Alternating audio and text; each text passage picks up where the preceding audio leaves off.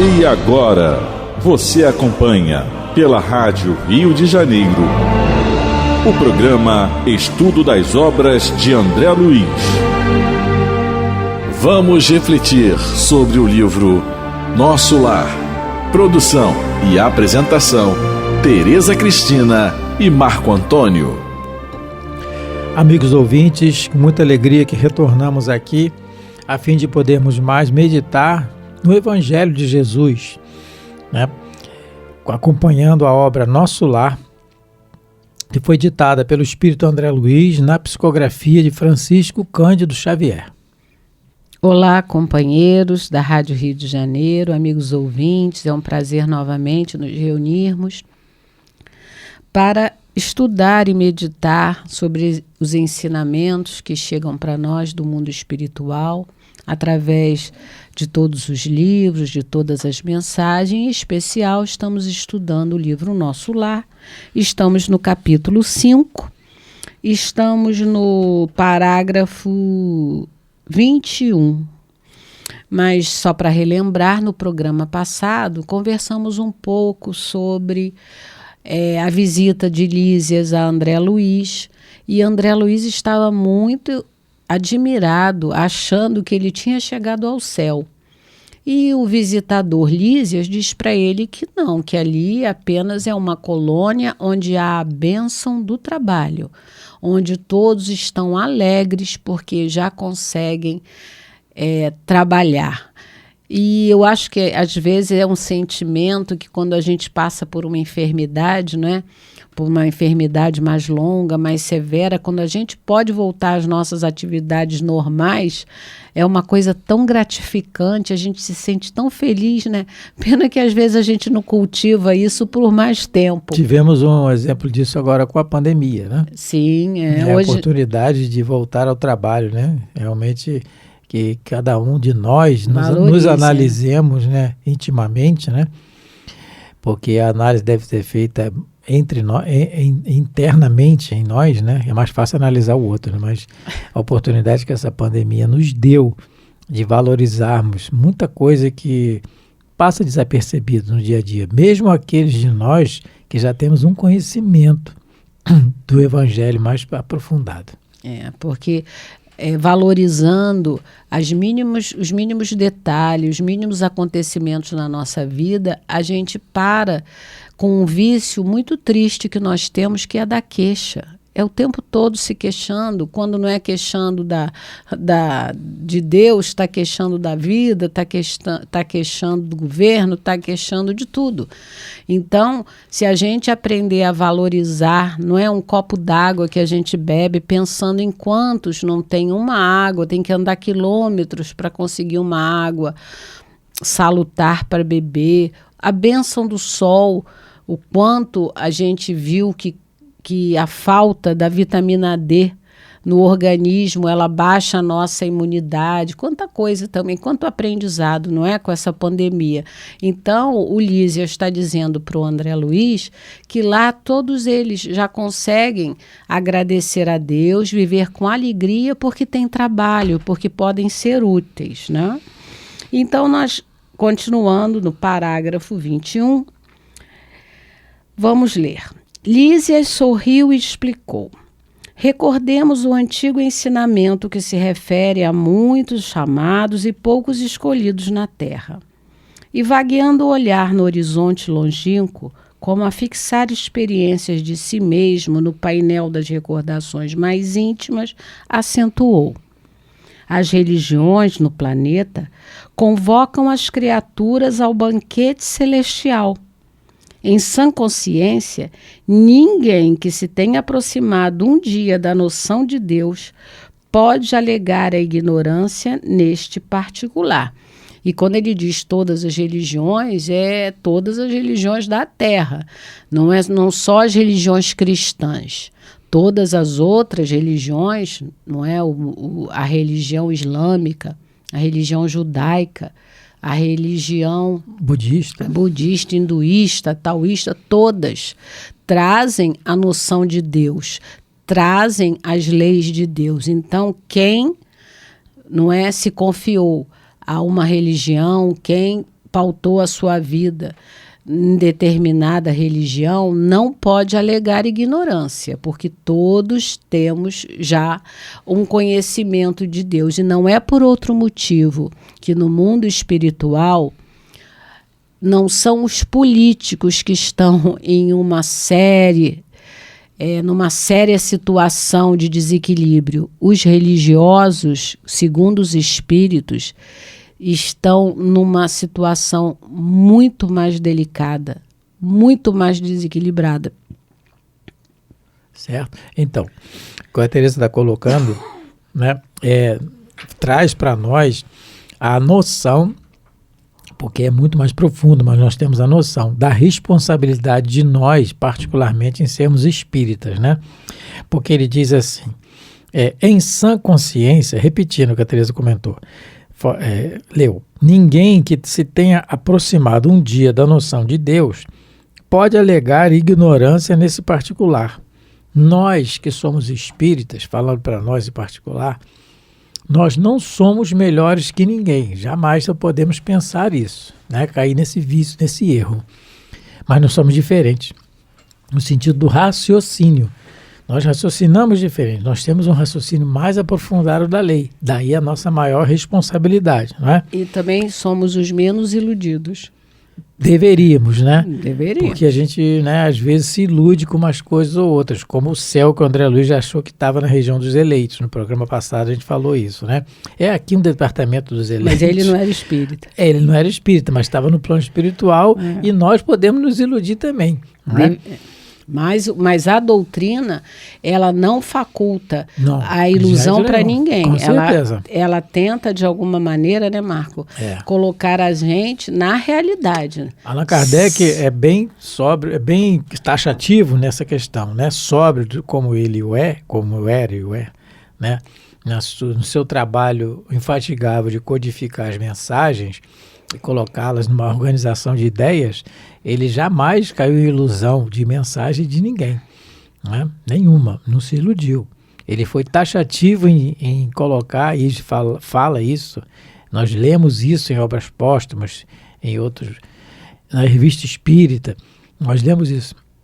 Esse ensinamento que ele diz que só colocava no papel a mensagem para poder codificar e fazer disso um livro depois, na medida que ele tinha certeza daquilo ali que estava sendo dito. Porque eram a coincidência das ideias, das respostas que vinham de vários países. Então a sobriedade, não a ilusão. Kardec era o espírito sóbrio, né? Frio, naquele sentido, não emocional, estou falando frio sem se iludir, né? Como a gente ainda assiste, infelizmente. Mas somos nós ainda em aprendizado, né? Isso. Continuando. Incontável é o número dos chamados, meu amigo, mas onde os que atendem ao chamado? E aí nós vemos, nós já temos uma página muito interessante. Nós lemos aqui há algum tempo atrás. Ela está no livro O Espírito da Verdade, né? Essa página, ela é ditada através do Francisco Cândido Xavier pelo espírito Militão Pacheco. E o título dela é O Espiritismo Pergunta. Porque ele diz aqui, né? Em sua consciência, ninguém que se tenha aproximado um dia da noção de Deus pode alegar ignorância. Incontável o número dos chamados, mas onde estão os que atendem aos chamados? Que são os escolhidos. Que são os que se escolhem. Que se escolhem, né? Exatamente, que são os que se escolhem. E aí, nessa página, o Espiritismo pergunta. O Espiritismo, né? Ele diz assim, meu irmão, só vou ler o início e o final. Não te permitas impressionar apenas com as alterações que convulsionam hoje todas as frentes de trabalhos de descobrimentos na Terra. Então, o Espiritismo é uma frente de trabalho e uma descoberta na Terra. Nós estamos, assim, descobrindo para nós mesmos, descobrindo a certeza de que a vida continua, a certeza de que a morte não existe, a certeza da pluralidade dos mundos, a certeza da companhia dos bons espíritos, a certezas, né? E aí ele começa assim, no final ele diz assim, da página: Não julgas, ele faz uma pergunta, não julgas que já é tempo de renovar? Sem renovação, que vale a vida humana? Particularmente eu gosto dessa parte, eu tenho ela marcada em casa no livro. De vez em quando eu vou lá e olho e leio para mim. Não julgas que já é tempo de renovar, Marco Antônio? Sem renovação, de que vale a vida humana? Né? Porque o Ulisses está dizendo aqui, onde os que atendem ao chamado? Porque chamados nós estamos sendo sempre, não é agora com o Espiritismo, só que agora a responsabilidade maior. É como se o chamado botasse num gramofone, né? Aquele aparelho que... Megafone. Desculpa, a ignorância. Megafone, né? De alta potência. E aí ele fala, não julgas que já é tempo de renovar? Sem renovação, que vale a vida humana? E no final ele diz assim, vives novamente na carne para o burilamento de teu espírito. Tudo bem. A reencarnação é o caminho da grande luz. Ok. Ama e trabalha. Trabalha e serve. Ama e trabalha, que é o que ele fala aqui no nosso lar. Trabalho com alegria. Amar o trabalho, seja ele qual for. E trabalha e serve. Porque trabalhar é uma coisa. Eu ganho meu dinheiro, eu trabalho fazendo a minha obrigação. Agora, servir é outra, é além. Né? Aí no final é que é bacana. Perante o bem, quase sempre temos sido somente constantes na inconstância e fiéis à infidelidade, esquecidos de que tudo se transforma, com exceção da necessidade de transformar. Isso é muito bonito, gente. Isso é muito profundo. É o que o Ulisses está falando aqui dos chamados e dos escolhidos. Vou repetir. Perante o bem, perante o amor ou perante o bem, quase sempre temos sido somente constantes na inconstância. Porque uma hora a gente quer, outra a gente não quer, dependendo da situação a gente faz ou não faz. Faz bico ou não faz. Fica bangado ou fica magoado ou fica bravo. Então, é inconstância. E temos sido fiéis, realmente, à infidelidade, a Jesus. Perante o bem aqui, como se a gente estivesse perante Jesus. Né? Fiéis à infidelidade a Ele. Temos sido fiéis à infidelidade a Ele, pelo nosso comportamento. Só que esquecidos de que tudo se transforma, tudo se muda, com exceção da necessidade de transformar. As transformações acontecem, como acontece conosco, das ideias. As nossas ideias vão ficando mais profundas, mais questionadoras. Então, está aí essa geração nova encarnando, né, questionando, essas crianças já. Agora, a necessidade de se transformar, não. Ela é permanente, sempre foi, essa necessidade da transformação nossa. Né? Elísias continua. Com raras exceções, a massa humana prefere aceder a outro gênero de convites. Gasta-se a possibilidade nos desvios do bem, agrava-se o capricho de cada um, elimina-se o corpo físico a golpes de irreflexão. Resultado: milhares de criaturas retiram-se diariamente da esfera da carne em doloroso estado de incompreensão. Multidões sem conto erram, vagueiam em todas as direções nos círculos imediatos à crosta planetária, constituída de loucos, doentes e ignorantes.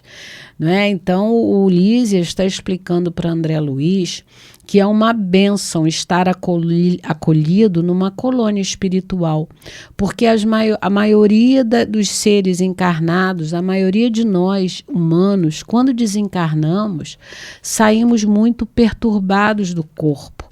Somos, como o próprio André Luiz, muito de nós, suicidas indiretos porque não cuidamos do nosso equipamento físico, que é o templo, que é a morada do Senhor, que é o templo da nossa alma. A gente não cuida como deveria, fora os pensamentos, não é? Os pensamentos desequilibrados, de ódio, de mágoa, de ciúme, muitos sentimentos que a gente nutre que vão deteriorando a nossa alma e o nosso corpo. Não é? Como é uma esponja da nossa alma, ele acaba colocando para fora como uma enfermidade.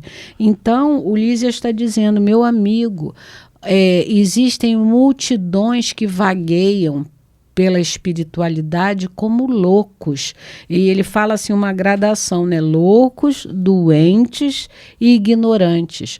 A gente consegue ver isso nas nossas reuniões mediúnicas, quantos espíritos chegam, não é, e colocando que estão totalmente perdidos, não sabem o que estão acontecendo, é um desespero, é um sofrimento muito grande por conta, como Elísia está dizendo, não foi falta de convite. A todos são apresentados o convite de Jesus, o convite de Deus em todas as religiões da Terra. E a gente pode ver essa religiosidade desde os tempos das cavernas. Os paleontólogos, os estudiosos, eles conseguiram, estudando, percebendo que o homem da caverna, ele já tinha essa religiosidade, esse pensamento voltado a algum ser superior, porque eles colocavam na entrada das cavernas, parece que colocavam crânios de animais, alguma coisa já para afastar o que não era bom, porque o homem primitivo, ele começa a raciocinar, a entender que tem coisas que ele não consegue controlar e que há uma força superior que controla, que rege, que faz com que o sol se levante todos os dias e se ponha, que as estações do clima, né, elas sejam perfeitas. Então, essa religiosidade é desde sempre. E os convites, Jesus enviou seus missionários à Terra em todos os quadrantes, para todos os lugares, na China, na Índia, na Europa. Ele mesmo reencarnou em Israel, mas nunca nós ficamos, né, sem a tutela, sem o amor de Jesus. Ele sempre enviou o convite através de 1000 maneiras. E agora chegou, pelo menos eu sinto assim, um convite derradeiro, que é a doutrina espírita, que vem realmente abrir os nossos olhos, fazer com que nós, que somos os mais rebeldes, que também é uma visão particular minha, eu acho que os espíritas são aqueles dos mais rebeldes, dos mais incrédulos, dos mais endurecidos. E para nós, então, está chegando assim uma última oportunidade, um último convite para a gente poder melhorar o próprio comportamento e tentar, né, sermos daqueles que vamos herdar a terra. Mas para isso precisamos nos transformar, precisamos sermos mais dóceis, mais mansos, mais fraternos, mais humildes. A gente precisa profundamente estudar o Sermão do Monte. As bem-aventuranças, elas nos ajudam, não é? Para todos nós, elas vão nos ajudar a galgar um novo degrau na nossa evolução. E não é à toa que a primeira bem-aventurança são os pobres de espírito. É a questão da humildade mesmo. E aí passamos para o segundo, para o terceiro, até chegarmos realmente a sermos aqueles que nos entregaremos por justiça ao amor de Deus. É uma gradação mesmo. Então, que nós possamos, como o André Luiz. O André Luiz, ele está recebendo também um convite para que ele seja um morador em nosso lar, alguém que possa habitar essa colônia feliz. E o livro Nosso Lar vai mostrar para a gente todo o esforço que o André Luiz faz para realmente se tornar um cidadão de nosso lar. Mas porque ele aceitou o convite, ele aceitou, não é, a vontade, aceitou cumprir a vontade de Deus na sua vida. O primeiro passo foi aceitar que existe um Deus, coisa que enquanto encarnada ele houvera esquecido. Porque se todos nós já tivemos muitas vidas, muitas religiões, já falamos muitos idiomas, nós com certeza conhecemos também a Deus sob vários nomes. E isso não é o mais importante. O mais importante é saber que ele é a inteligência suprema e o criador de tudo, de todas as coisas. Isso. E André Luiz, só dando um spoiler, né? Mais adiante, ele vai despejar uma cachoeira de lamúrias, de queixas e de reclamações, porque ele está se sentindo sozinho. Estou falando isso porque a Teresa colocou agora que ele aceitou o desafio, né? O convite, né? Que é um desafio interno para ele, com certeza. Então ele aceitou isso e desde o primeiro momento ele não se acomodou. Nós já colocamos isso antes, em outros estudos anteriores. Quando ele chega na colônia, ele já quer saber que 6 horas, às 18 horas na colônia solar tem a hora do Ângelus, né? A oração coletiva. A oração coletiva, né? Em torno da governadoria e toda a colônia se compromete, né? A oração. A importância da oração, nós já falamos aqui. Né? Então ele quer saber, ele está lá combalido, está adoentado, está frágil, né? Bem frágil. Saiu de uma zona de umbral em que as forças foram totalmente comprometidas, as suas forças, né, orgânicas, vamos dizer assim, e ele está na colônia enfermo, ele é levado numa maca, mas ele não se acomoda. Ele vai e quer saber que é aquilo, quer participar, insiste e vai, levam ele, depois voltam para a maca de novo e aqui está ele, questionando, perguntando. Então é o grande exemplo para nós, a gente sempre enfatiza nisso, né? Não é à toa, não é por acaso, porque o acaso não existe, que um trabalho da espiritualidade superior se faça nesses moldes, sem uma profundidade para nós, né? Somos nós inseridos aqui, a gente sempre relata isso. É a doutrina espírita esmiuçada, mastigada no dia a dia, no caso a caso. Então não desprezemos essa oportunidade. E a gente vê, não é, Marco, que não é só a questão de você frequentar uma casa religiosa, porque frequentar, realmente a gente vê as casas religiosas cheias, mas a verdadeira mudança de valores, a verdadeira transformação pessoal, isso é o que mais importa. E por isso, ao dizer de Jesus, nem todos que dizem Senhor, Senhor, entrarão no reino dos céus, porque não é o rótulo que nos basta.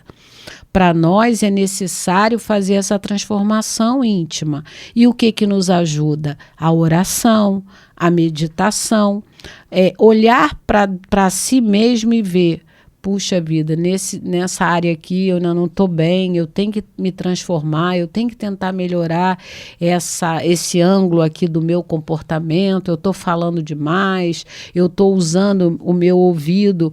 Eu há pouco tempo, eu estou com um problema no ouvido, eu ando escutando uns zumbidos e eu tenho me questionado, eu tenho a impressão que eu não estou usando o meu ouvido como deveria, porque a enfermidade também é para nós um alerta, né? Um pit stop para a gente ver.